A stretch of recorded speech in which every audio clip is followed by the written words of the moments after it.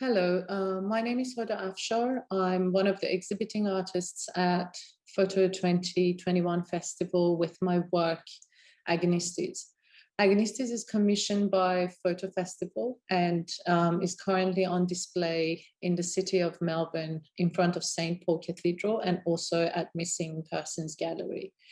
What I'm going to do today is to take you through the processes and ideas that informed making this work and discuss the conceptual and aesthetic decisions that I made in the process. These are some of the stills from the video component. The work is comprised of two different components. One is a video installation, and the other is a series of portraits that I made in collaboration with a number of former employees of the Australian government across different areas and organizations such as the Defence Force, a secret intelligence service, disability sector, youth and immigration detention centres, and so on. The idea of making work about whistleblowers was something that occupied me before the commission was proposed to me. It was initially triggered, the idea, when I was making the work that I made on Manus Island in 2018 on the offshore detention centres in Papua New Guinea. I remember one of the refugees on Manus Island told me that any of the employees, Australian employees who complained about the atrocious conditions of the camp, they were immediately dismissed and sent back to Australia, then threatened with 2 years jail time because they all signed a deed of confidentiality. What does it mean to blow the whistle? Basically, it means deliberately leaking secret information in the public's interest. The term whistleblowing is widely used to refer to employees' action and, for example, informing on illegal and unethical practices in the workplace. Whistleblowers can be described as internal witnesses, persons making public interest discourse or protected disclosure or giving public interest information. Whistleblowers expose simple, factual description of malpractice that is occurring in their workplace. I chose the title Agonistes. Agonistes is a Greek term, and it's a noun that refers to a person enduring an inner struggle, a term that refers both to agony, the pain, and also the protagonist. It was something that I found quite relevant to the themes that I wanted to address in the work, and also why using a Greek terminology. Basically, I wanted to reference both tragedy and democracy in this work because of the similar nature of the whistleblower's predicament and the narrative of their struggle as a modern tragedy, basically. Tragic theatre was an alternate site of democratic politics in the wake of Athens' democratic revolution. And they helped establish democracy by showing civil disobedience and dissent as a democratic duty. The main character in tragic plays often is one that is caught between two conflicting choices, which is responsibility and obligation, morality and the law, public and the state. And that's in order to expose the argumentative nature of democracy.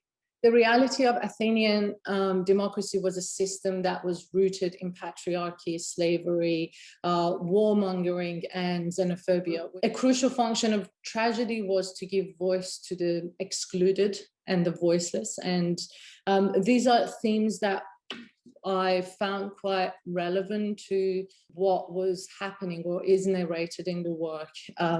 First, as I said, I was introduced to this idea through working with, looking closely at the situation in the immigration detention centers. And then later on, when I started working on this project, I collaborated with a researcher from Melbourne University in the area of criminology, Claire Loughnane. She helped me a lot in developing a better understanding of whistleblowing in Australia and also its history and what was happening at the time and in the past.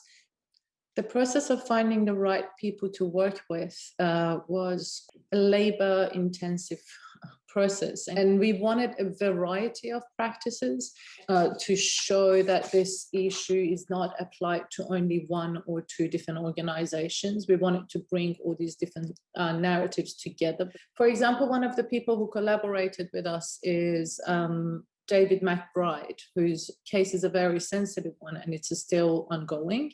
He's an officer and lawyer in the Australian Special Forces. What happened was that while he was serving in Afghanistan, he raised concerns that the Australian government were covering up the corruption of Australia's Defence Force. When his complaints were constantly ignored, he decided to copy hundreds and hundreds of secret documents, and he brought them back to Australia with him and just distributed them to several journalists and to ABC.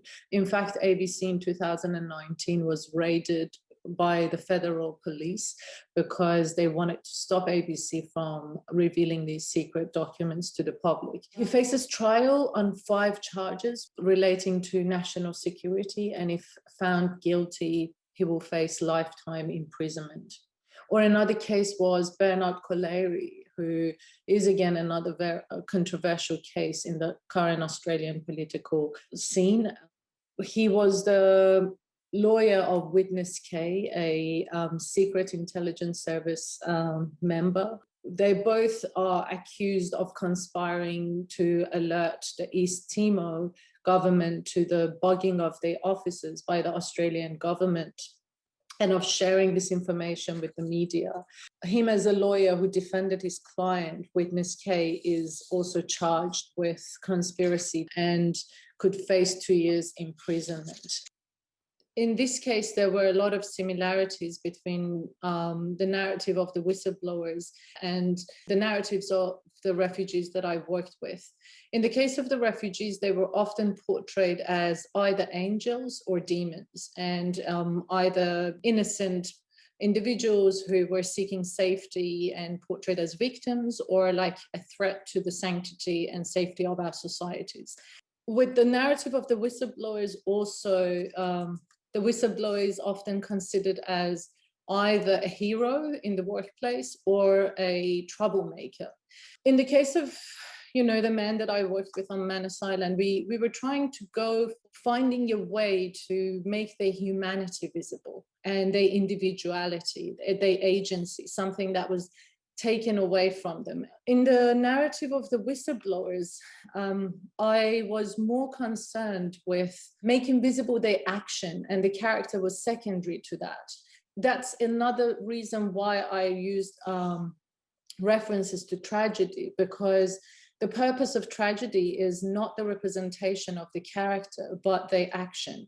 And the action is the first principle and the soul of a tragedy. Character holds the second place. One of the main inspirations behind the work was the work of Hito Saylor, entitled How Not to Be Seen. This is still from the video work that I'm talking about. Here in this work, Hito talks about this idea that the situation that people face in the West is that they're being visible all the time to certain modes of capture and constant surveillance. In the video, How Not to Be Seen, she shows us 5 acts or ways of becoming invisible and hiding from this constant surveillance. She uses new technologies and methods such as the use of chroma key, paint or camouflage patterns, and etc., to speak to the idea of the impossibility of hiding from the surveillance today.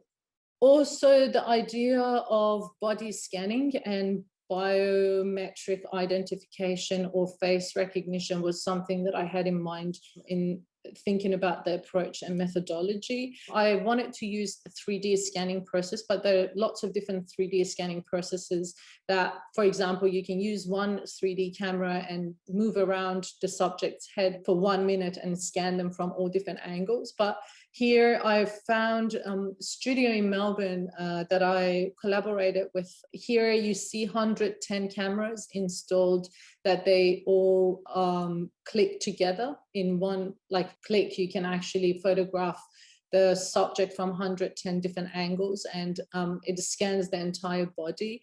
But the interesting point here for me was that these 110 cameras are capable of capturing the smallest details of the body, but one thing that they couldn't record was the details of the eye. And for me, there was an interesting relationship between this act of whistleblowing as someone who witnesses something and the absence of the eyes and the gaze. This is an example that I did on myself, the first initial test that we did. 110 images go straight into this program that stitches together all the images and creates an avatar of the subject. This is like the actual image that it creates, and it's created of like thousands and thousands of meshes that, like, the details you can zoom in and you can choose how much of the detail of the subject you want to preserve.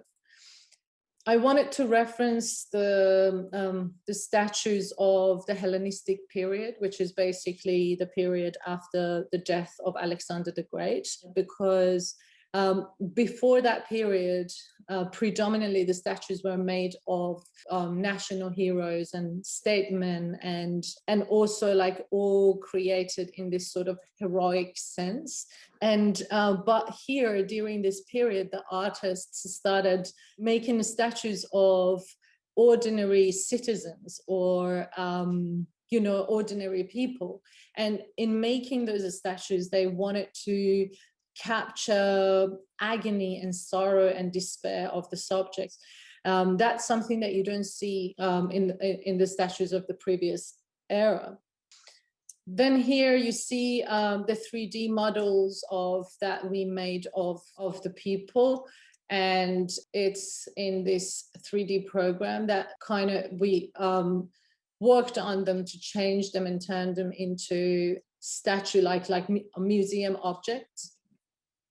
Then later on, I printed these 3D models, and it was really amazing for me to think about the relationship between, you know, like photography and sculpture, and also an image as an object. This to me was a photograph because it's a 3D photograph created by cameras, and holding it in my hand was like quite amazing. It felt like you're holding part of the spirit of the subject. It was a very different experience of an image for me. Another main inspiration behind making this work was the work of Medardo Rosso, the Italian sculptor that came of age in a world newly flooded with mechanical imaging apparatus in 1890s, which was like the obsession with photography and cameras. For Medardo Rosso, he took the opposite approach against the idealized realism of the cameras. He looks for expression in the material, and he tries to create statues that can capture a trace of time. Also, like, what was quite interesting for me was that Medardo Rosso was an artist that was using photography to document his own sculptures and also look at them in different lighting setups. And he was obsessed with creating an imperfect image of the imperfect sculpture too. Something that I wanted to do with my 3D images as well. Like, this is, for example, an image series that Medardo Rosso made of his famous statue, Laughing Woman. And in making this, he, as I said, he was like moving the light around the object and taking photographs of it. And so that gave me inspiration also for photographing these busts. Basically, I took them into the studio and tried different technologies for photographing them. I first started with picturing them with large format cameras and tested it on that. It was quite an interesting process and very challenging, because there was something quite strange about how the film camera and the large format camera was responding to this object that was created digitally. And what I wanted to be able to do was the flexibility to experiment with different lighting setups. And I ended up re-photographing them on digital camera because that was giving me the flexibility to experiment with light. Sometimes it was taking me more than like a day of only working on one portrait. The challenge for me here was to get the right expression from this lifeless object that was in front of me. And it was really amazing to see how much the expression of the subject was changing based on the position of the light towards it. These portraits are currently installed on billboard structures in the city of Melbourne, and each one is accompanied by a text, a very factual text about the details of the actions. Installing them in a public site, as central as it is, I couldn't help but thinking a lot about the role of public monuments and how they're viewed, especially today. What do monuments tell us about our national identity and our values? The idea of rejecting heroic tradition of public sculptures as a form of protest. It's very important in today's anti-heroic conception of monuments. And for me, I see these as monuments without heroes. The second component in the work is the installation, which is a one-channel video installation. I conducted a series of interviews also with each one of the whistleblowers. And that was a very different approach towards the narrative and the subject matter. It was really important for me to capture both aspects of their struggle, what happened to them and how this decision impacted their lives and how they were physically, emotionally, personally affected by it. And that part of the story needed a different visual language for me. I'm going to show you a trailer of the video that I made, and after seeing it, watching it, I'll talk you through the process. You would see people screaming, running around, pacing, yelling, crying. It's a lonely business made worse by laws passed after 9/11 that was meant to deal with terrorists. Those laws, in great irony, are being used against me. We forgot, because it was convenient to forget, that was a government decision to send soldiers to war. As a place of incarceration, it was worse than any prison I'd worked in before. I would describe them as being akin to torture. That's when I started collecting incident reports and different documents and buying hidden cameras to record what I was seeing.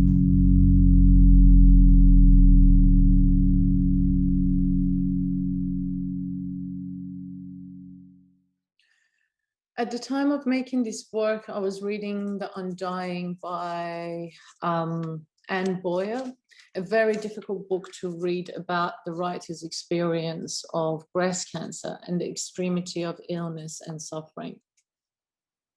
In the book, she talks about pain, vulnerability, morality, medicine, data, exhaustion, illness, and care.